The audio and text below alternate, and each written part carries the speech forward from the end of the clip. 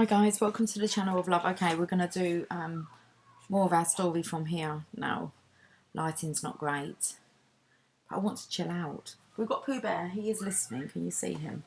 Oh, there he is. Hello, would you like to come and listen to about abundance? Yes, please. Okay, you sit there then. Okay, now I'm still uploading the video, which is an hour long for this chapter, so we're going to finish it off. And why have I lost my page? We have these kids playing out the front, which is oh, I folded down the page. Of course, we was at 115. Okay, you listening? They can't see you. You want to sit here? Do you want to look at Pooh Bear? You can look at Pooh Bear. Is that distracting? How about there? Look out the window. Yes, that's perfect. Okay, perfect. Sorry, I didn't mean to do that. Okay, great. Seriously. It was a good chapter. It came in perfectly. I haven't even had a chance to watch back the readings that I've done earlier. And I've done 3. And I'm kind of halfway through the second one. So, but it's already coming in. But it's getting late and the guys are doing a barbecue. And so I best get this reading wrapped up. Because that's my commitment to myself to get this one done today. We're talking about putting it into practice. Look at the lighting's like kind of, I don't know. It is what it is. You can watch Pooh. So putting it into practice, you're going to have to pick up, okay? Oh, we were talking about Joanna, how she was going to ditch the flying, okay? And she was taken to editing, okay? What she loved doing. So putting it into practice, it does not matter what your occupation is or even if you have one. It does not relate exclusively to your employment. Whoever you are, wherever you live, whatever your life circumstances, you are doing something every day. Those days can be experiences of abundance or scarcity. The ideas below may help you to begin doing what you love. The actual implementation is, of course, up to you. Okay. Number 1, re-examine your resistance to doing what you love. I was going to call this take the risk, but I truly do not believe it is necessarily risky to begin doing what you love. If you label it a risk, it means that you must somehow muster up the courage to make a change. But as you become more awakened, you will see that the risks are nothing more than thoughts, which you have convinced yourself are impossible to implement. And instead of thinking risk, which has scarcity built into it, think it will be absolutely great to be doing what I love.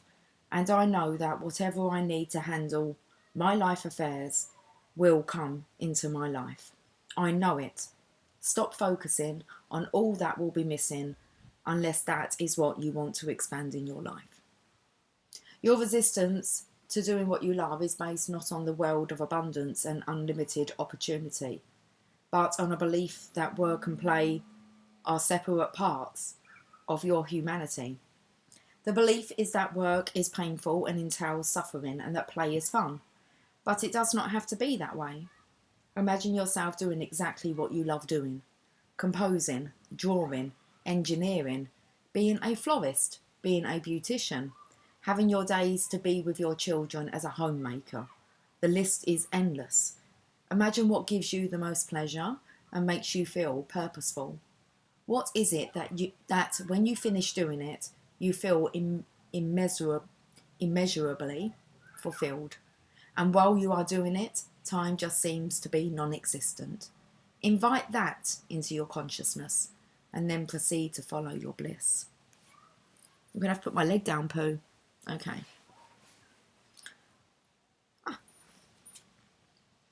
Know that you are not stuck where you are unless you decide to be. Know that if you use your mental energy to see yourself spending your days doing what you truly love, and if you keep that thought uppermost in your mind, that is what will expand for you. It has to. You were very likely taught that you choose your career in the early part of your life, and then you live out your life doing what you were trained to do. But is it sensible to continue doing something that someone 18 or 20 years old chose years ago? We're going to have to close the window. We not want to talk about this. We'll close the window. Pooh Bear, can you just look after my book? Take over. Okay. Right, you get your nose in that. I'm going to close the window.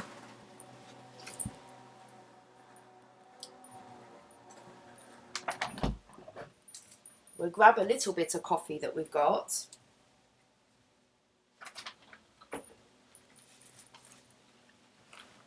We shall come back and continue. What do you say to that then?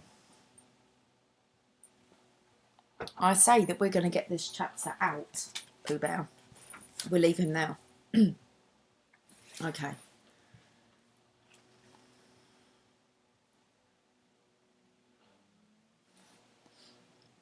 Know that you are not stuck where you are unless you decide to be. Know that if you use your mental energy to see yourself spending your days doing what you truly love, and if you keep that thought uppermost in your mind, that is what will expand for you. It has to. We've already read this, but we're rereading it. You were very likely taught that you choose your career in the early part of your life, and then you live out your life doing what you were trained to do. But is it sensible to continue doing something that someone 18 or 20 years old chose years ago? Would you go to an 18-year-old today for vocational counselling? Continuing to do regular what you dislike is going to expand scarcity in your life. You will never escape from the trap unless you are willing to shift the internal focus of your thoughts to what you love doing. Put that thought in your mind and make it the central feature of your thoughts, even if you choose to make the move today. Stay with the thought. The more you focus on it, the more it will expand. Virtually everyone I have ever met who has gone on to live the kind of abundant life I am discussing here has been willing to do what it takes to make it happen. They all quit jobs that were not personally fulfilling and pursue their dreams. There is no scarcity of opportunity to make a living at what you love. There is only a scarcity of resolve to make it happen. Whatever you love doing more than anything else has built within it an opportunity to make a living at it, even though you may not believe it. Your fears of doing what you truly love are based on a belief that you are going to go broke and be unable to pay your bills and meet your family responsibilities. Not so. Those who love you will support you in every way if you take the opportunity to pursue your dreams. If you have always paid your bills, why would you suddenly become the kind of person who does not? If your entire history speaks to being responsible, why would you ever consult an imaginary fear-based history to make your real-life decisions?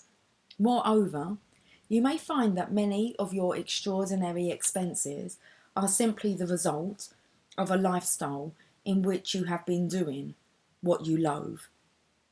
Simplify your life and you may find that you reduce your expenditure and obligations considerably.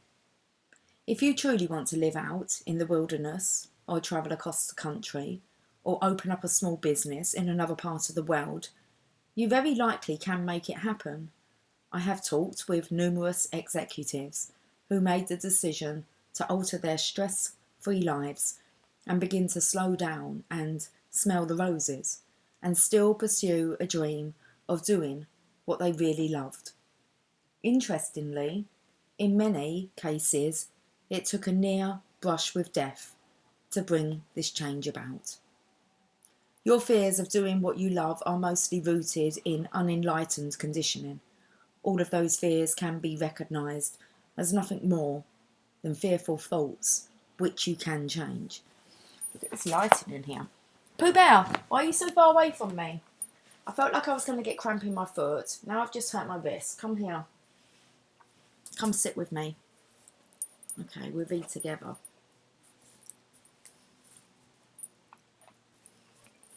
All one. Never alone. Okay. Right. Are you going to look out the window or are you going to look at the camera? You look sad. Let's carry on. Number 2. Let's have a drink. You can smell the coffee. Smell it? Yummy. If you refuse to change what you do, practice loving it each day. This little Zen proverb sums up my message in this section. Before enlightenment, chopping wood, carrying water. After enlightenment, chopping wood, carrying water. Enlightenment has very little to do with your daily activities and quite a lot to do with how you view those activities. You are still going to chop wood and carry water in some fashion, only the awakened person is no longer going to curse the wood and the water or even his own lot in life. Whatever you are doing now can become a labour of love if you are willing to make it that way. You do not have to hate your work or anything that you are doing. Hate is choice that comes from having hateful thoughts. Hate is not caused by having to change a dirty diaper 20 times a day, or clean toilets, or live in a prison cell, or collect garbage, or sort out accounting forms, or attend committee meetings all day in which nothing is accomplished. The circumstances are irrelevant. The loathing exists inside of you, not in the external world. If you decide to continue in your present activity, shift your attitude toward that activity and allow abundance into your life. You can perform whatever tasks are required of you with an entirely different perspective. Joanna, my editor and literary specialist extraordinaire, previously a flight attendant, did precisely that while she continued to fly. She worked on her attitude while in that uniform and brought a kind of love to a job that many others find routine and unpleasant. She practiced loving the passengers and going out of her way to serve them. It was her dissatisfaction with not feeling personally authentic that eventually won out. But for the years that she was flying, she preferred loving what she chose to hating it.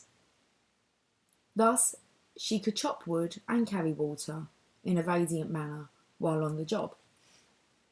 It really boils down to a very simple choice that does not require a genius to figure out. You can either change and take all of the attendant risks that go with doing what gives you the greatest satisfaction, or you can develop a new attitude towards what you continue to do. This new attitude can convert a stifling job situation to one of joy. It is entirely your doing. It may be done by providing more service to others, which will almost always contribute to personal satisfaction. You can make chopping and carrying a joyful enterprise or a spiteful one. It is truly up to you. No matter how much you convince yourself that your job or life situation is boring, routine or hateful, the fact is that those are thoughts that reside in you. Somewhere there is an individual who will do what you are doing and bring joy and fulfillment to it. The truth of this maxim is evident to me every week when a beautiful woman who is originally from China comes to our home to help with the cleaning. She laughs and smiles her way through chores that others consider onerous. She stops to play with the children, brings them small gifts from her native country, and genuinely contributes her own sense of joy to what she is doing in our home. She is a treasure to have with us. She reminds me every time I see her that cleaning house for someone else can be loaded with either misery or joy. The job does not contain anything demoralising within it, only people do. Number 3, Whatever you are currently against can be restated and rethought so as to promote abundance in your life. Everything that you are against blocks you from abundance. Everything. Decide to get your life working in a positive rather than a negative style. If you are against terrorism and war, you become part of the problem. You are one more soldier fighting for what you believe in, and fighting always weakens you and brings more scarcity into your life. Instead of being against terrorism and war, try being for peace. Once you are for peace, you will start directing your thoughts and consequently your actions in that direction. You will become a peacemaker simply by not being against anything. This may sound like semantic juggling, but it is much more than that. Once you are focused on something that you favour, you will expand that in your life. Whatever you tend to be against puts you right into a fighting mould and consequently expands dissension in your consciousness. The same principle applies to the work you are doing. Would you like me to move you back? It's getting a bit warm, isn't it? Close the window. God, you're very hot. Sit up there. Cool down. Yeah? Okay, cool. It's getting a bit hot. The same principle applies to the work you are doing. If you are against your boss rather than for improvements, you will focus your energy on the things about your boss that you dislike, and those things will expand. If you focus on what you dislike about your work, that will become your centre of thought, and those things will grow. This is a very powerful philosophy that I'm asking you to embrace. Everything that you are against, work against you. Everything that you are against can be restated in a way that puts you in support of something. When you are able to state what you are for rather than what you are against, you are focusing on the potential for positive change. Once that is in place, you will find whatever you are focusing on expanding. Instead of hating illiteracy, please don't, be for literacy. Okay. You will be working to help improve literacy. Instead of being against drugs by joining another war on drugs, be for helping children to discover life-enhancing ways of having positive highs. With enough of us working to help children make positive choices, there will ultimately be fewer customers for the purveyors of artificial highs. Instead of being against your company policy, be for an improved policy. Instead of being against your spouse's outbursts or alcoholism, be for your spouse's gentleness and sobriety. You will help to expand all that you are for or against, so it is simple to know where you want to be aligned. Totally lost the flow here, it's gone ever so dark. Come close. It's my eyes, look how dark my eyes are. Okay, don't get scared now. Makes a lot of sense though, doesn't it, guys? Okay. Well, it does for me. You will help to expand all that you are for or against, so it is simple to know where you want to be aligned. Doing what you love involves restating how you choose to align yourself each day. On the side of personal order or disorder. We need to get these words out. Come on, we can do this. On the side of worldwide order or disorder. Tell me what you are for, and I will show you what is going to expand in a positive way. Tell me what you are against, and I can show you what is going to expand in a destructive way. When you find yourself loving what you do, you will begin to notice how effortlessly you do your work.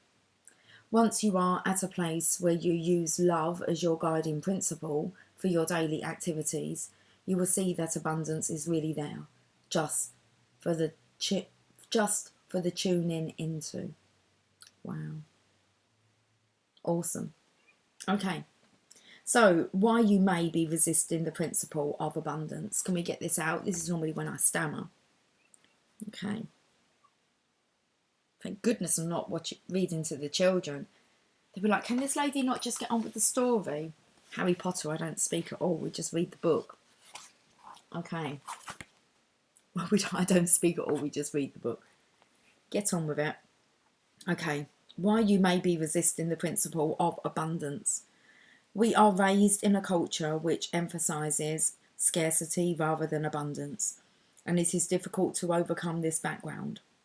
We have heard statements such as, I'm getting mine while the going's good, or if I don't take it, someone else will, or there's only so much out there and you have to fight to get your share of the pickings. We have learned to believe in limits and scarcity.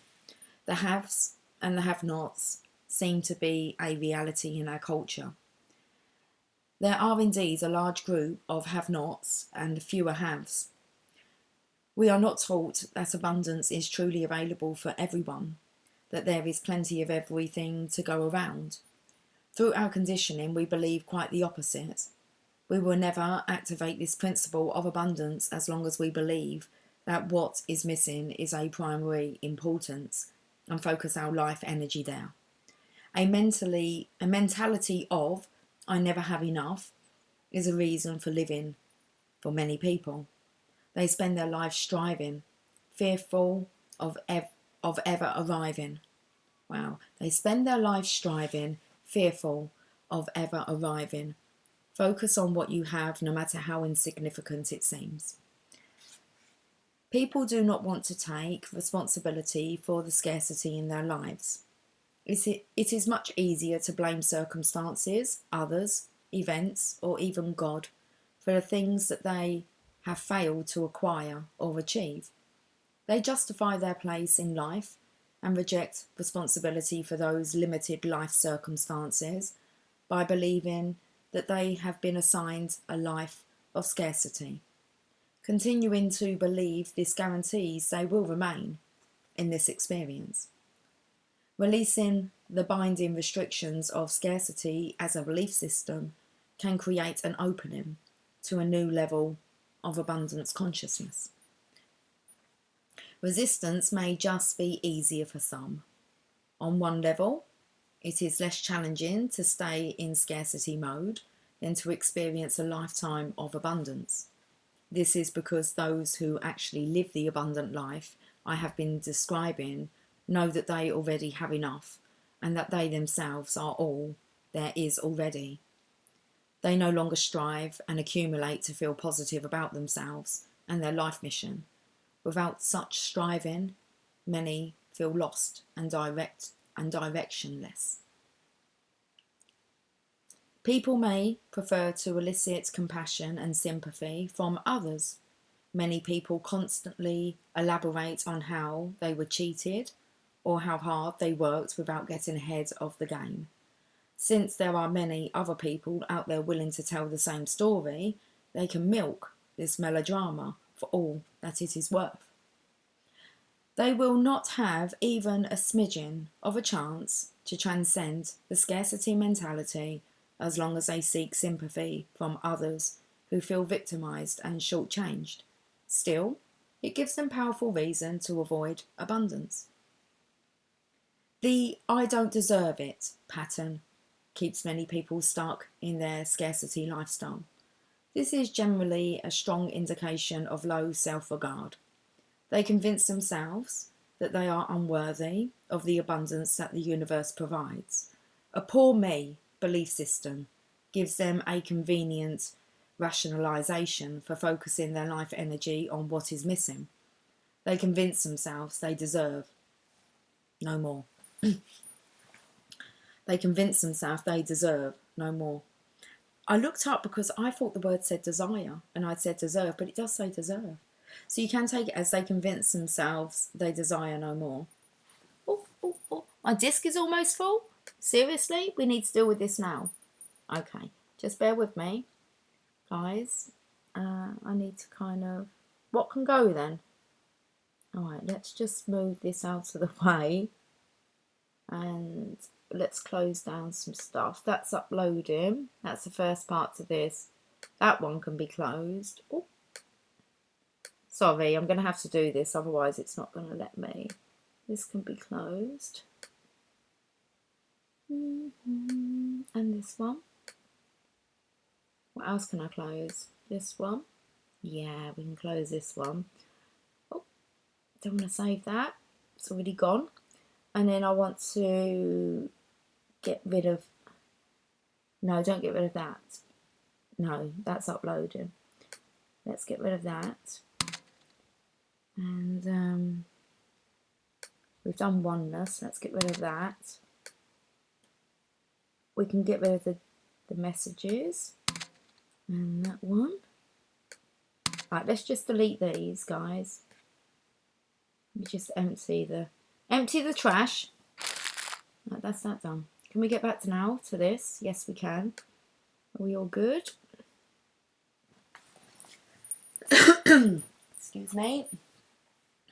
Oh, we're nearly done. We have to be. Then it is. Okay, where was we up to?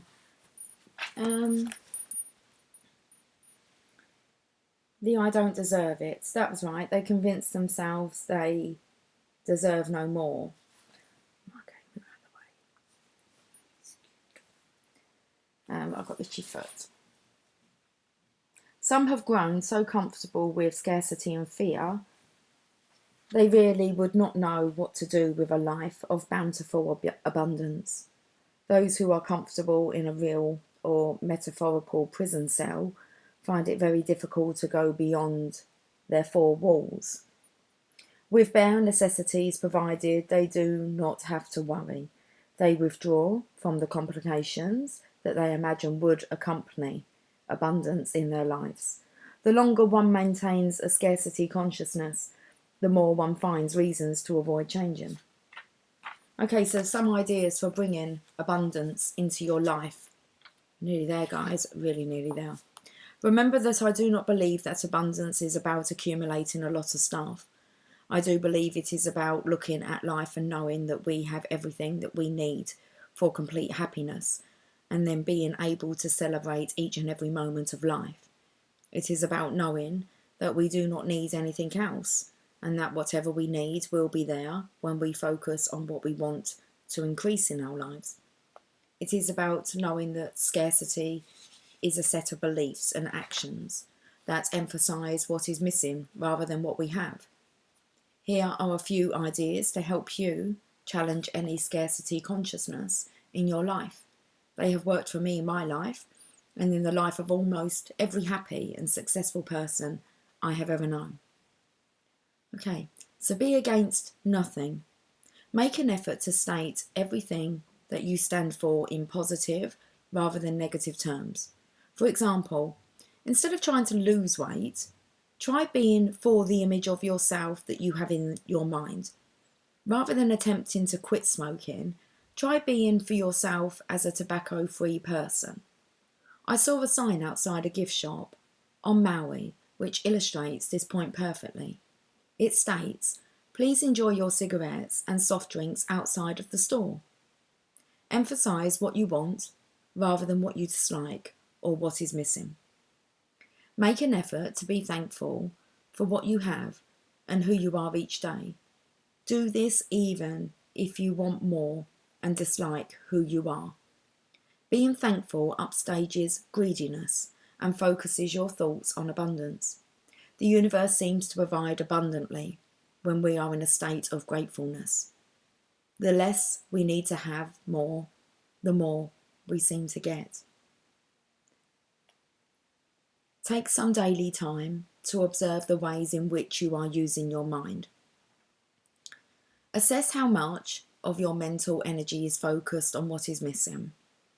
How much of your time do you spend wishing that you had more, or commiserating about your sorry state of affairs? Be scrupulously honest